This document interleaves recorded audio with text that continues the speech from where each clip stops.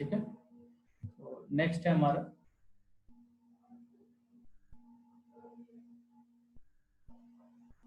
Arithmetic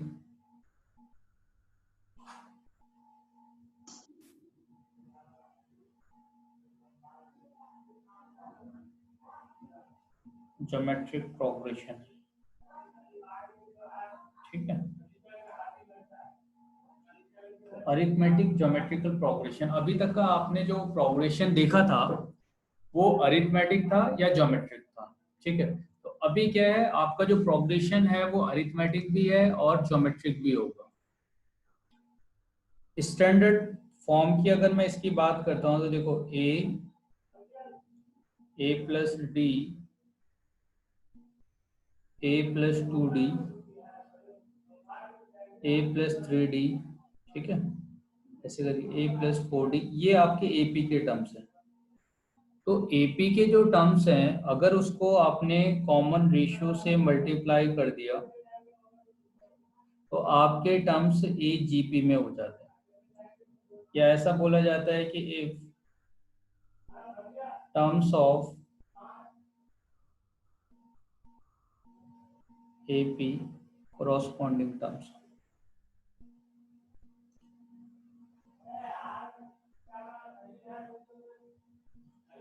corresponding terms of AP and GP will multiply.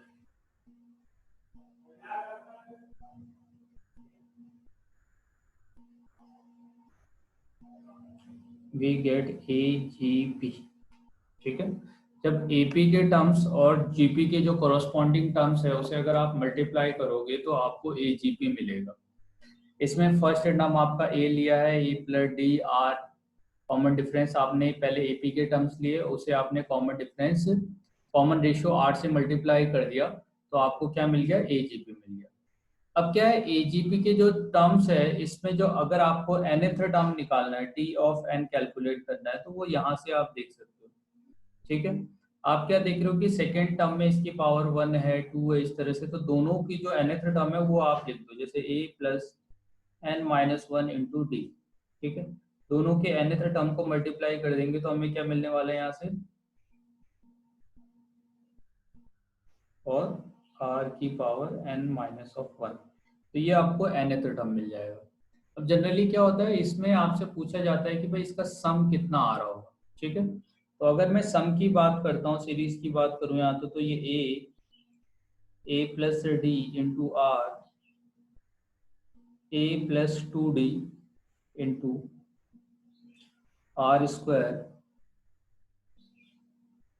A plus 3d into are cube. ठीक है, इस तरह से आपके टर्म्स जा रहे होंगे। अब ये जो टर्म्स आपके जा रहे हैं, मान लीजिए लास्ट टर्म लिख लेते हैं, A plus N minus 1 into D हो जाएगा और R to the power N minus of 1 होगा। अगर एस को मैं आर से मल्टीप्लाई कर दूं, ठीक है, क्या किया मैंने, इस एस को आर से मल्टीप्लाई कर दिया, तो ये आपका आर से मल्टीप्लाई हो जाएगा, इसको आपको इसके नीचे लिख देना है। ये वाला जो टर्म होगा वो ए आर हो जाएगा, ए प्लस डी आर स्क्वायर होगा, ए प्लस 2d आर क्यूब। ठीक, इस तरह से आपके टर्म्स आ रहे हैं। अगर आप टर्म सब्ट्रैक्ट कर दोगे तो आपको 1 माइनस आर इंटू एस मिलेगा, फर्स्ट टर्म ए मिलेगा। अब यहाँ से क्या है, A into R, A into R से A into R cancel out हो गया, डी इंटू आर मिलेगा आपको। यहाँ से देखो a r square cancel out, 2d में से d चले गया तो d इंटू आर स्क्वायर मिलेगा, d into are cube, similarly इस तरह से। ठीक है, तो फर्स्ट टर्म में आपको या सेकेंड टर्म में r की पावर 1 मिल रही है, सेकेंड टर्म में r की पावर 2 मिल रही है, तो जो nth टर्म होगा उसमें d r to the power n minus of 1 मिल जाएगा, लास्ट जो आपका वैल्यू। अब क्या है कि यहाँ पे जब टर्म आप मल्टीप्लाई करोगे तो इसके नीचे एक टर्म आएगा, एक टर्म इधर आ जाएगा, क्योंकि एक एक टर्म शिफ्ट हो चुका है। तो इसके बाद एक और टर्म यहाँ पे आ रहा होगा, a plus n minus one into d into r to the power n। ठीक है, ये टर्म्स हो जाएंगे। तो जब आप माइनस करोगे तो आपके पास लास्ट में एक टर्म आएगा, a plus n minus one into D और R to the power n। अब इस वाले टर्म में से आपको क्योंकि s चाहिए तो s सम इक्वल टू क्या हो जाएगा, a प्लस यहाँ से यहाँ तक का जो टर्म है r की पावर 1 से n माइनस वन तक का जा रहा है। तो अगर आप फर्स्ट टर्म लिखो a r, number of term देखोगे तो 1 minus r to the power n minus of 1 हो जाएगा, divided by 1 minus of r minus last term a plus n minus of 1 into d are to the power n। ठीक है, और यहाँ पे 1 minus आर, s equal to a by 1 minus r plus d r 1 minus r की power n minus one divided by 1 minus are का whole square minus a plus n minus one D are to the power n divided by 1 minus R. ठीक है, तो ये AGP का क्या हो गया, आपका सम हो गया। सही है ना। अब जो ये सम दे रखा है, जनरली क्या है कि आपको अगर सॉल्व करना पड़ेगा, एजीपी दिया और आप सॉल्व करोगे तो आप ये फॉर्मूला यूज नहीं करोगे, इसको याद इतनी आसानी से याद तो किया नहीं जा सकता, तो आपको इसको मेमोराइज भी नहीं करना है। आपको ये प्रोसेस याद रखना है, जो प्रोसेस मैं यहाँ पे कर रहा हूँ। एस लेना है, आर ऑफ एस लेना है, इस तरह से सब्सट्रैक्ट करोगे और सॉल्व कर लोगे। ठीक है, इस तरह से आपको प्रोसेस करना है। जो आपने सॉल्व किया, अगर यही आपका इंफिनिटी तक का जा रहा होता तो एस ऑफ इंफिनिटी जब मैं कैलकुलेट कर रहा होता तो आपका आर का वैल्यू, ठीक है, इंफिनिटी में आर का वैल्यू माइनस वन से वन के बीच में आप कंसीडर करते हो, और उस केस में आर की पावर एन क्या होता है, वो 10 to 0 होता है। तो आर की पावर एन यहाँ पे जहां जहां पे जीरो आर की पावर एन आ रहा है, उससे 10 to 0 कर दो आप। तो आप देखो आर की पावर एन यहाँ पे तो ये 10 to 0 हो जाएगा, आर की पावर एन समथिंग यहाँ पे तो ये 0 हो जाएगा। तो फाइनली यहाँ से आपको क्या टर्म मिलेगा, s equal to a by 1 minus r plus D into r divided by 1 minus are का होल स्क्वायर। ठीक है, तो ये हो गया एस ऑफ इंफिनिटी। अगर आपका एजीपी इंफिनिटी तक का जा रहा है तो आप इस तरह से उसको सॉल्व करोगे। मगर मैक्सिमम टाइम हमें फॉर्मूले याद करने की इसमें जरूरत नहीं पड़ती है। अगर आपको प्रोसीजर याद है तो आप डायरेक्टली प्रोसीजर से सॉल्व कर सकते हो। कैसे? जैसे मान लेते हैं कि अगर हमारे पास एक क्वेश्चन है 1 plus 2x plus 3x square 4x cube, और अब जो ये कहाँ तक का जा रहा है आपका, इंफिनिटी तक का जा रहा है। s इक्वल टू सम जो दिया है वो ले लो,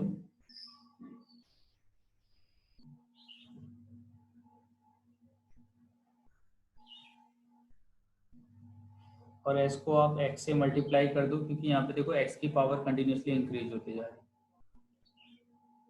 और 1 को अगर x से मल्टीप्लाई करोगे यहाँ पे लिख दो, 2 को x स्क्वायर हो जाएगा, 3x क्यूब होगा। इस तरह से आप मल्टीप्लाई करते जाओ अप टू इंफिनिटी तक जाएगा। सब्सट्रैक्ट कर दो 1 माइनस एक्स इंटू एस, और 1 आएगा प्लस एक्स आएगा प्लस एक्स स्क्वायर आएगा, एक्स क्यूब आएगा,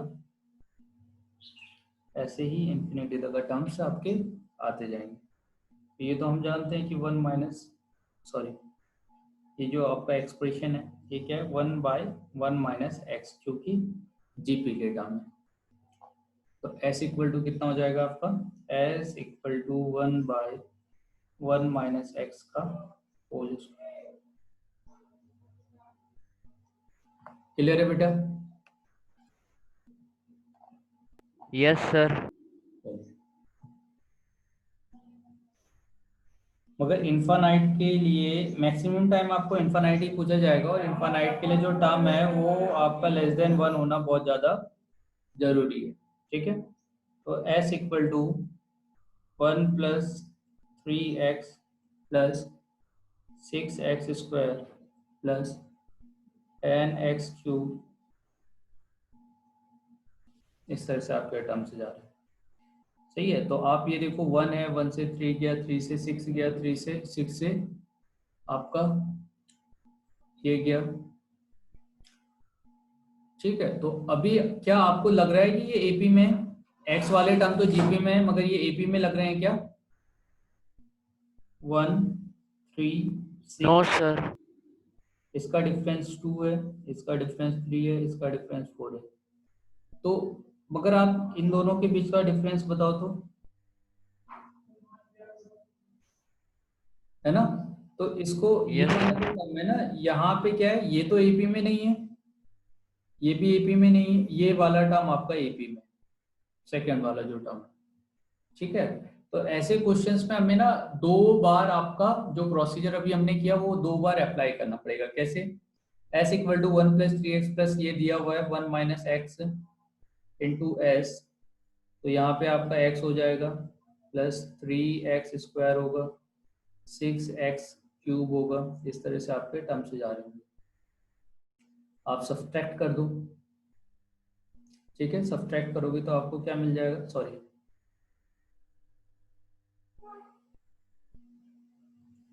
अगर आप सब्ट्रैक्ट कर दोगे तो आपको 1 minus of x into S मिलेगा, 1 प्लस 2x मिलेगा, 3x स्क्वायर मिलेगा, 4x क्यूब, तो इस तरह से आपको टर्म्स मिलेंगे। अभी मुझे ये दिखाई दे रहा है कि यहाँ पे आने वाला जो एक्सप्रेशन है वो एजीपी में,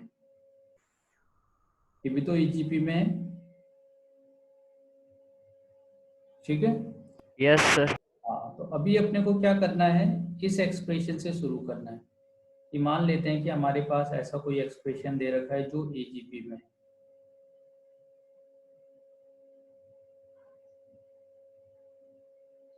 तो अगर ये एजीपी में होगा तो हमें क्या करना पड़ेगा, इसको x से मल्टीप्लाई करना पड़ेगा, कॉमन रेशियो से x लिख दें, 2x स्क्वायर 3x क्यूब, इस तरह से आपके टर्म से जाएंगे और हम इसको सब्ट्रैक्ट कर दें। तो अगर मैं इसको सब्ट्रैक्ट करता हूँ तो 1 minus x into S common हो जाएगा और 1 माइनस एक्स आएगा, 1 आएगा, x आएगा, एक्स स्क्वायर आएगा, एक्स क्यूब आएगा, एक्स इंफिनिटी तक आ जाएगा। ये 1 बाय 1 माइनस एक्स है, यहाँ से s इक्वल टू क्या आएगा, 1 बाय 1 माइनस एक्स का क्यूब।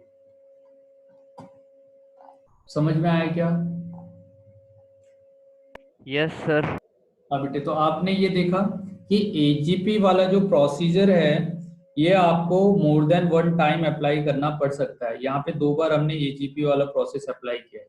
तो आप पहले ये जो टर्म्स है ना, ये टर्म्स को देखोगे कि एजीपी में है या नहीं है। नहीं है अभी भी एक बार सब्ट्रैक्ट करके देखोगे, क्योंकि सेकेंड ऑर्डर में यहाँ पे आने पे ये एजीपी हो सकता है।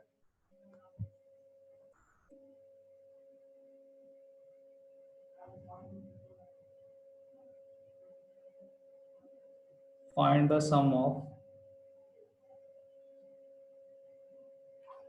s equal to 1 plus 4 by 5, 7 by 5 square, 10 by 5 cube. ठीक, इस तरह से टर्म आपका इंफिनिटी तक जा रहा है। तो आपको दिखाई दे रहा है यहाँ पे आने वाला जो टर्म है वो जीपी में है, और ये वाला जो टर्म है, यस सर। तो जी यहाँ पे कॉमन रेशियो क्या होगा, 1/5 सर। 1/5, राइट। आर का वैल्यू हो गया 1/5। तो आपको क्या करना है, एस को 1/5 से मल्टीप्लाई करना है, यहाँ पे 1/5 आएगा, 4/5 स्क्वायर आएगा, 7/5 क्यूब आएगा और फिर ऐसे करके इन्फिनिटी तक जाते रहेगा। अगर आप सब्सट्रैक्ट कर देते हो तो एस में से 1 - 1/5 सब्सट्रैक्ट किया, 1 आया, 3/5 आएगा, 3/5 स्क्वायर आएगा, 3/5 क्यूब आएगा। इस तरह से इन्फिनिटी तक टर्म आपके जा रहे होंगे। तो 1+3 1/5 1/5 स्क्वायर 1/5 क्यूब से अप टू इन्फिनिटी तक 1+3, ठीक है, first term divided by r, 1+3 into 1/5 into 4 divided by 4/5। यहाँ से 1+3/4 आ जाएगा और s equal to 7/4 divided by 4/5, 35/60। समझ में आया? आप देख रहे हो किस तरह के क्वेश्चंस मिल रहे हैं आपको एजीपी में।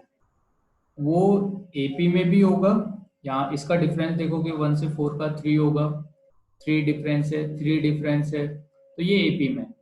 और इसके साथ में एक आर मल्टीप्लाई भी किया है जो कंटिन्यूसली इंक्रीज होते जा रहा है। तो ऐसे टर्म्स को आपको ना इस तरह से सॉल्व करना पड़ता है। आपको जो सम दिया है उसको आर से मल्टीप्लाई करना पड़ेगा, सेकेंड टर्म के नीचे फर्स्ट टर्म लिखना पड़ेगा, थर्ड टर्म के नीचे सेकेंड टर्म, फोर्थ टर्म के नीचे थर्ड टर्म, इस तरह से आप लिखते जाओगे, सब्सट्रैक्ट करोगे और सॉल्व कर लो। सॉल्व करोगे तो उसके बाद आपको वो किस में फॉर्म हो जाएगा, जीपी में फॉर्म होगा और आप उसका वैल्यू कैलकुलेट कर सकते हो।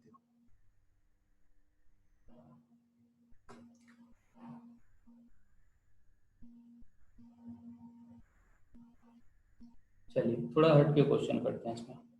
Find sum of s equal to, देखो अभी तो आपके जो टर्म्स थे वो एपी में आ रहे थे, है ना, एपी और जीपी में। अच्छा इसके बारे में बताना मुझे, 3/19 अगर मैं लेता हूँ, 33/19 का होल स्क्वायर मिले, 333/19 का क्यूब मिले, सही है। तो ये क्या लग रहा है आपको, एजीपी है, क्या है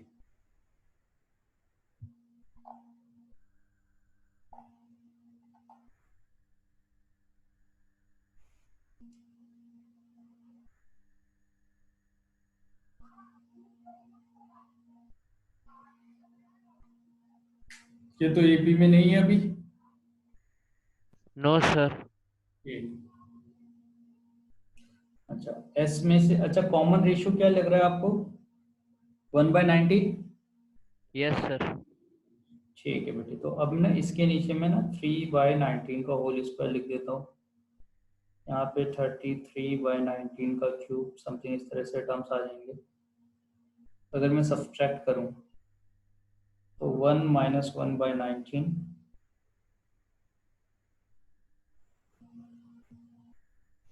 3/19 प्लस 30/19 का होल स्क्वायर, 300/19 का क्यूब। अगर इसमें से मैं 3 कॉमन ले लूँ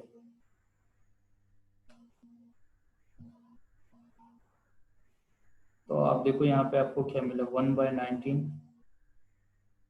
प्लस 10 बाई,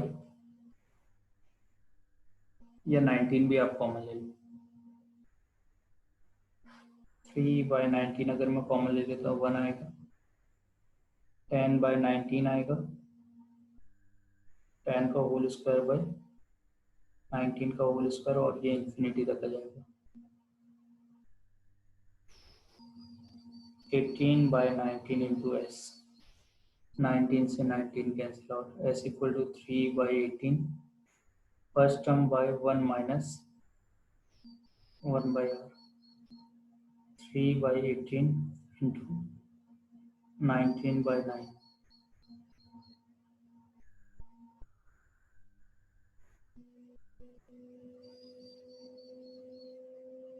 तो आप प्रोसीजर देख रहे हो, प्रोसीजर क्या है आपका, आपको जो भी एक्सप्रेशन दिया अभी तक का एजीपी, एपी वाले टर्म, जीपी वाले टर्म वो दिखाई देते थे आपको। एजीपी में कई बार आपको जो टर्म्स है वो एजीपी आपको दिखाई नहीं देंगे, तो आप ना एटलीस्ट ये वाला प्रोसेस तो करोगे ही करोगे। इसके बाद आपको एक क्लियर आइडिया मिलने लग जाएगा कि भाई आपके टर्म्स किस में है। अगर यहाँ पे आइडिया नहीं मिलता है तो आप एक बार ये प्रोसेस फिर से करो जो यहाँ पे किया है, कॉमन रेशियो से मल्टीप्लाई करके सब्सट्रैक्ट करने वाला। अगर आप 2 बार ये प्रोसेस करोगे, क्योंकि 2 बार से ज्यादा आपके कोर्स में है नहीं, तो 2 बार करोगे तो आपको डायरेक्टली टर्म्स मिल जाएंगे जो या तो आइदर एपी में होंगे या तो जीपी में होंगे। क्लियर है बेटे, यहाँ तक का समझ में आ गया आपको? Yes sir. चलिए ठीक है, नेक्स्ट हम बात करते हैं summation of number.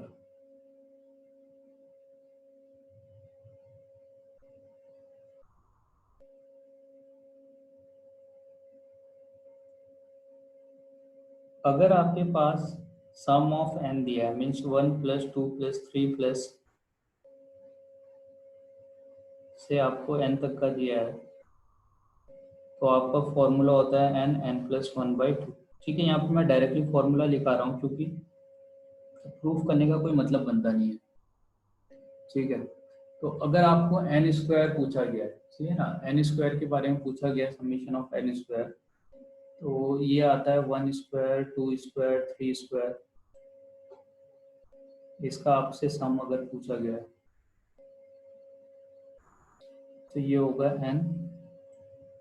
n+1, 2n+1 divided by 6, summation of n³ 1³ 2³ 3³ से अगर n³ दिया है, ये n+1 डिवाइडेड बाई 2 का होल स्क्वायर आता है। ठीक है, तो ये फॉर्मूले आपको तीनों याद करने हैं। जहाँ पे भी आपको इस तरह के कोई नंबर्स मिलते हैं, जैसे यहाँ पे ये जो नंबर मिल रहे हैं, ठीक है, तो अब 1 स्क्वायर दे रखा है तो आपका ये फॉर्मूला यूज करोगे,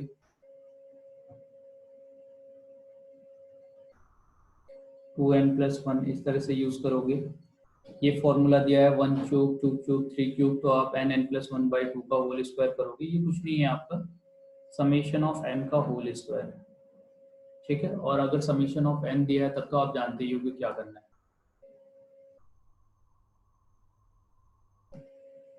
ठीक है बेटे, yes sir.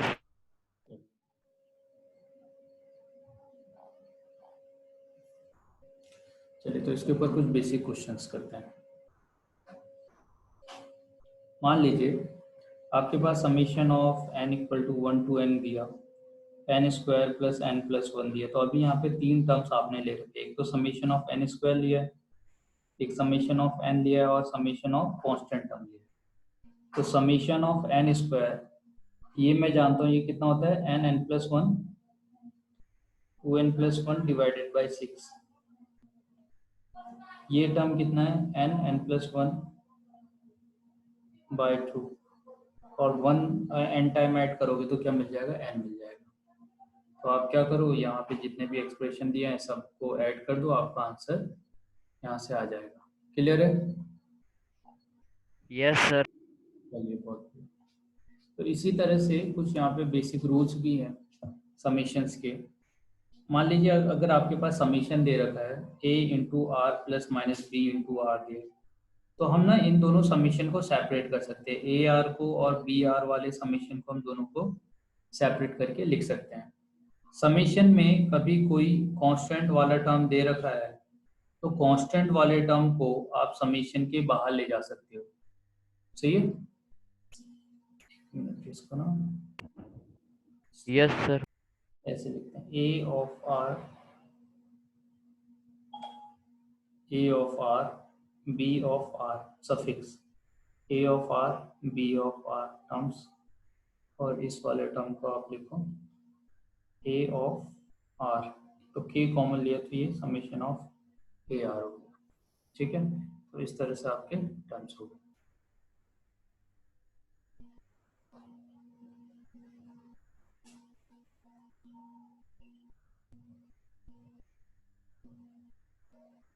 Find the value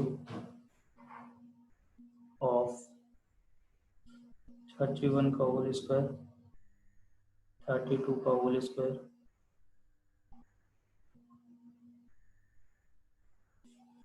50 का होल स्क्वायर। क्लियर है बेटे? क्या दिया आपको? 31 का होल स्क्वायर, 32 का होल स्क्वायर से लेके 50 का होल स्क्वायर। सही है।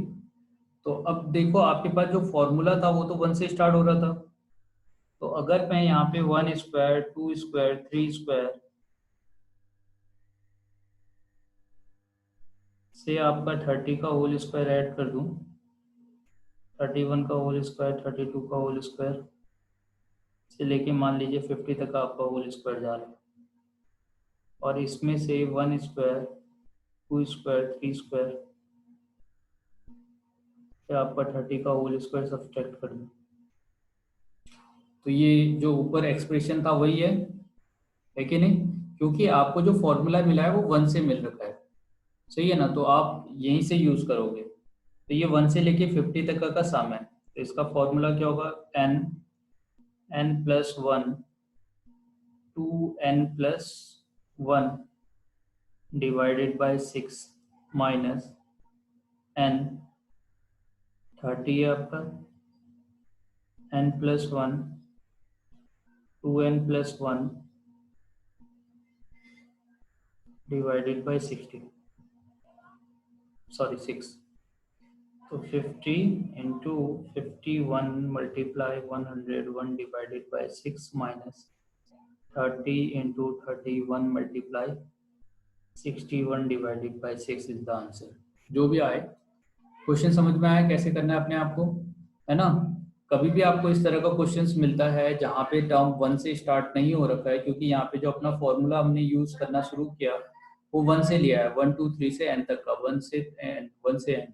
तो अगर कहीं पे आपको 1 से नहीं दिया है तो आप पहले 1 से उसको कंप्लीट करोगे सीरीज को, और उसके बाद जाके फॉर्मूला आप अप्लाई करोगे।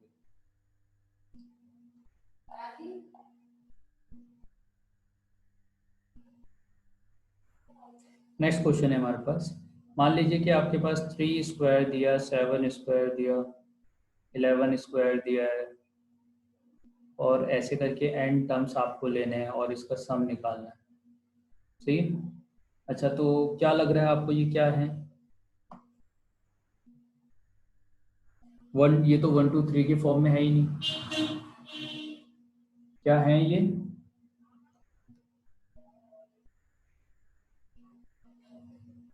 ठीक है, तो आप क्या करते हो, सबसे पहले इसका nth टर्म कैलकुलेट करने की कोशिश करते हो कि इसका nth टर्म क्या आएगा या rth टर्म।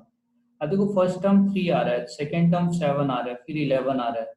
तो आप ये सोचो कि इसका rth टर्म या nth टर्म क्या आएगा। टी एन इक्वल टू क्या होगा? First term plus n minus one into D. D की जगह कितना होगा? 4। तो 3 plus 4n minus of 4, 4n minus of 1 हो जाएगा। तो इसका मतलब टी एन कितना आ गया? इतना आ गया। तो आप देखो, आपको जो सम लेना है इसके स्क्वायर का सम लेना है ना, 4n-1 के स्क्वायर का सम लेना है, और n इक्वल टू 1 से लेके n तक का जाना है। तो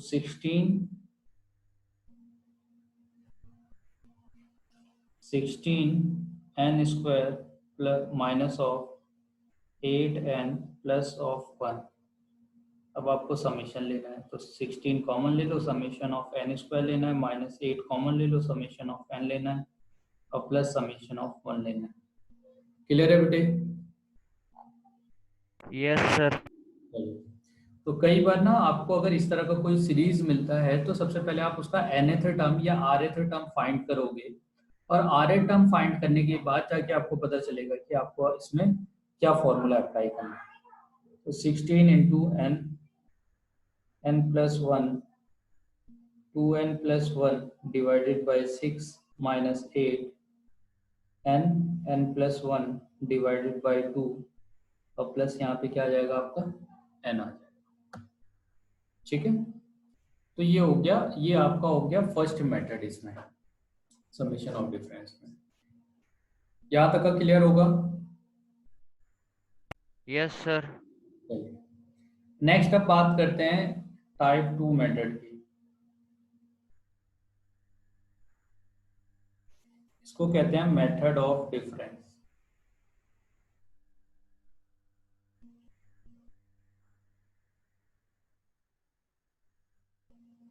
देखो, अगर आपके पास कोई T1 T2 T3 टाइप के कोई टर्म्स है, इस तरह से कोई सीक्वेंस दिया हुआ है, ठीक है बेटे, T1 T2 T3 और and so on are terms of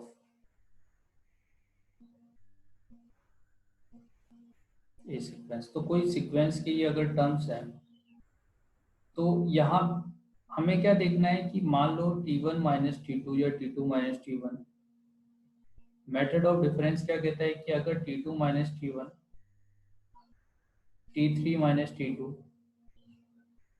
T4 minus T3, ऐसे जो भी टर्म्स आ रहे हैं, अगर ये टर्म एपी में हो या जीपी में हो, ठीक है, अगर ऐसे टर्म किस में हो, या तो एपी में हो या तो जीपी में हो, क्लियर है। तो अगर ऐसे टर्म्स एपी या जीपी में से किसी एक में हैं, तब जाके आप मेथड ऑफ डिफरेंस अप्लाई करोगे। तो इसके लिए सबसे पहले क्या करते हैं, अगर ऐसा होता है तो सबसे पहले आप टी ऑफ एन कैलकुलेट करोगे।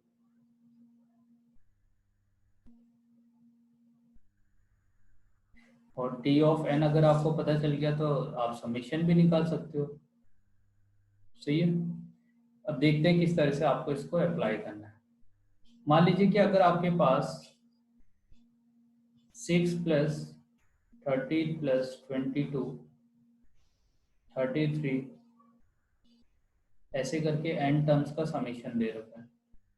तो अभी टर्म्स देख के मुझे ये समझ में नहीं आ रहा है कि भाई ये जो टर्म्स है ना, ये किस में है ना। कोई सीरीज फॉर्म नहीं कर रहा है ये, ना एजीपी फॉर्म कर रहा है, ना एपी फॉर्म कर रहा है, ना जीपी फॉर्म कर रहा है। तो ऐसे जब आपके पास टर्म्स मिलेंगे तो आप क्या करोगे, सबसे पहले इस टर्म्स को आप इस तरह से लिखो, 6 प्लस 13 प्लस 22 प्लस 33, है ना।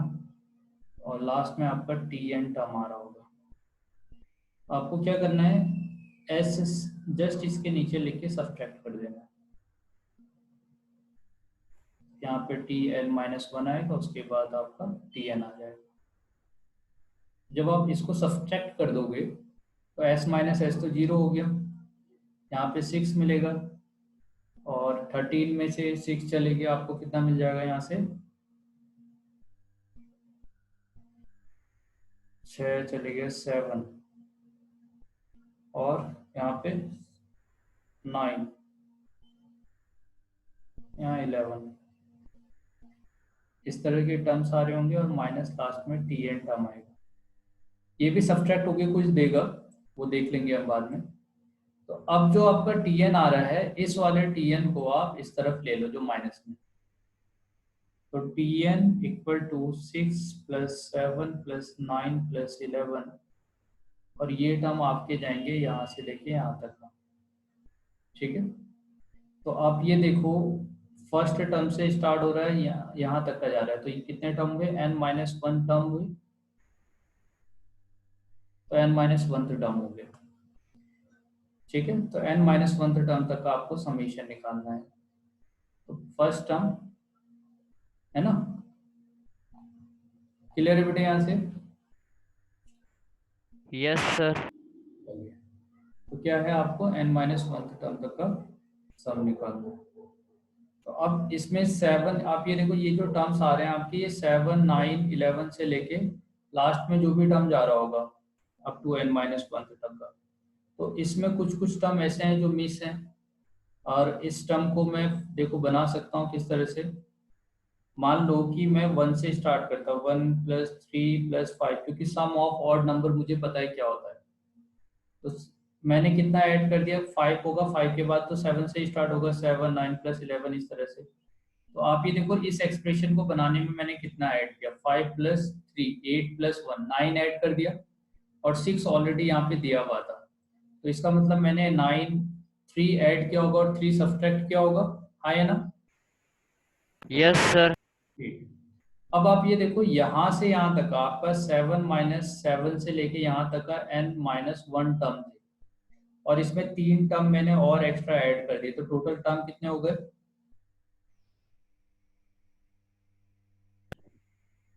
टोटल कितने टर्म हो गए आपके? n-2 sir. n-1 plus +2 sir. n+2। और जब आप ऑड नंबर का सम लेते तो वो n² होता था अगर n तक का लेते थे तो, याद है? Yes one sir. Plus three plus five plus seven, इस तरह से अगर आपने n टर्म तक का लिया है तो ये किसके स्क्वायर इक्वल होगा? n² के इक्वल होगा। तो अभी मुझे जो सम लेना है वो n+2 तक का लेना है। तो n+2 तक का अगर मैं सम लेता हूँ तो वो क्या हो जाएगा आपका? n+2 का होल स्क्वायर हो जाएगा।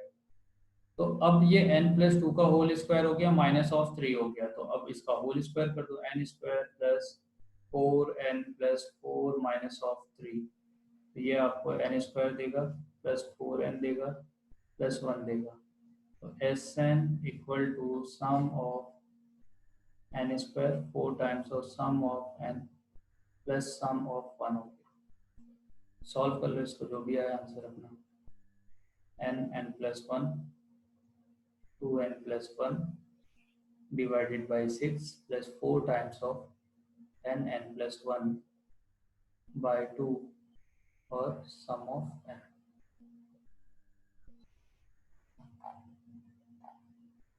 है ना? क्लियर हुआ? Yes sir. चलिए एक और क्वेश्चन लेते हैं। नेक्स्ट क्वेश्चन है हमारा कि अगर आपके पास सम दे रखा है s equal to 3 plus 8 plus 15 plus 24, इस तरह से दिया है और अप टू n टर्म तक का लेना है अपने को। सही है? सेम प्रोसीजर एक बार ट्राई कीजिए तो क्या होगा।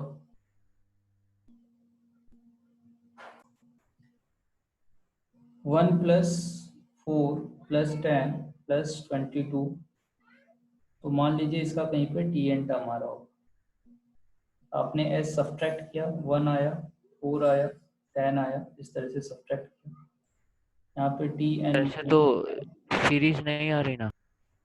सीरीज नहीं आ रही है ना? No sir.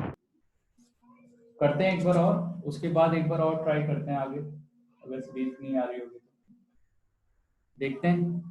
और यहाँ पे आपका tn टर्म आएगा, तो मान लीजिए ये ले लिया। अच्छा, s में से सब्ट्रैक्ट किया, 0 हो गया, ये 1 आया, यहाँ 3 आया, यहाँ 6 आया, यहाँ 12 आया, सिमिलरली यहाँ पे भी कुछ आएगा और ये -tn हो जाएगा। तो tn इक्वल टू फर्स्ट 1 आया और 3 आ रहा है, 6 आ रहा है, 12 आ रहा है, और यहाँ से अप टू यहाँ से लेके यहाँ तक आपका कितना होगा? n-1 टर्म होगा, है ना? ये n-1 टर्म होगा। Yes sir. ठीक है, तो अब आप देखो आपको कोई सीरीज नहीं मिल रही है, इसमें से अगर 3 कॉमन ले लो तो